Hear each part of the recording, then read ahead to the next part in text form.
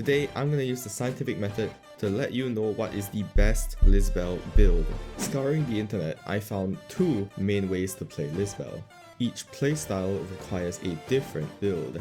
So here's how we're gonna do this. I'm gonna hold 5 tests for each build in the level 70 Notoyuja manual, with the prime method being the guard enemy. The metric I'm gonna be measuring here is the time between the first instance of damage and when the last enemy dies.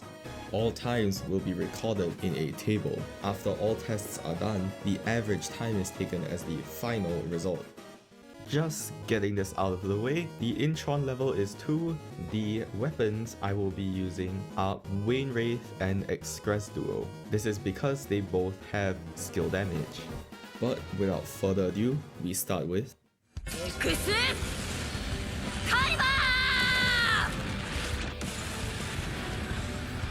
this build requires swinging at enemies until we get to A rank or close to S rank, then charging up a max combo attack.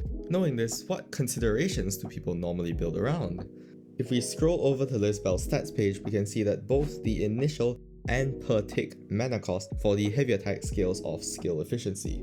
At base, this is a hefty amount per 10 combo. Therefore, we're using mana pieces like Prime Serenity. The rest of the slots are skill damage and things that help with her mana. So these are the results.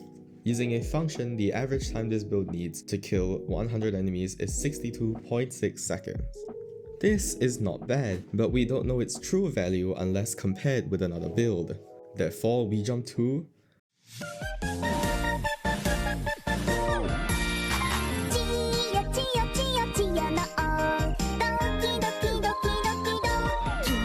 Next, we have the spin to win segment. Let's explain the build. This build almost entirely focuses on skill damage. This is because actively using the ult doesn't drain stamina. Therefore, I can afford to forget all of the stamina pieces and spam skill damage here.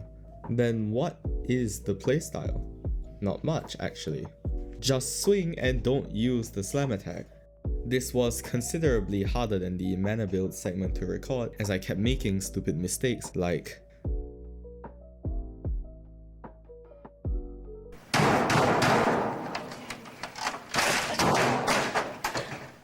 after a few tries, I ended up with this table.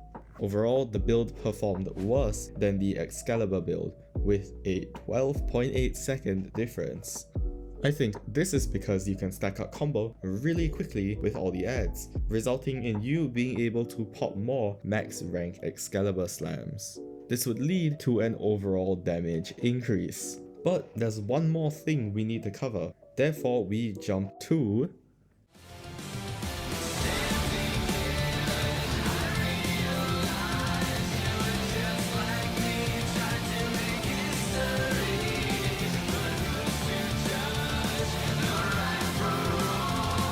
there's one more type of enemy encounter in this game, the boss encounter.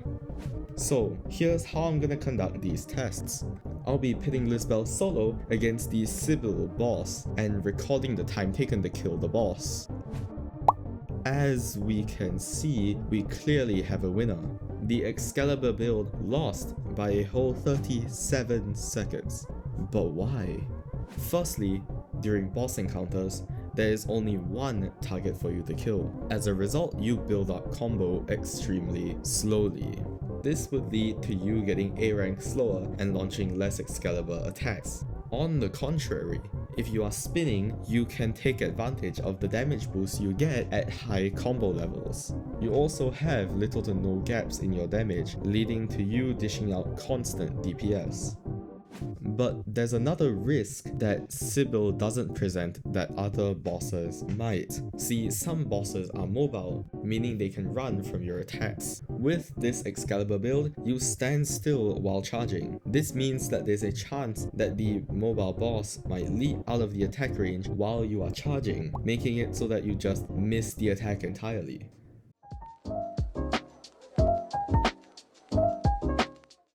So what have we learned from this experiment? Well, put simply, for everyday farming that contains a lot of small adds, you're best running a build that allows you to spam as much Excalibur as possible. However, if you plan to take on thicker enemies, you'd be best running a skill damage build and stick to regular attacks.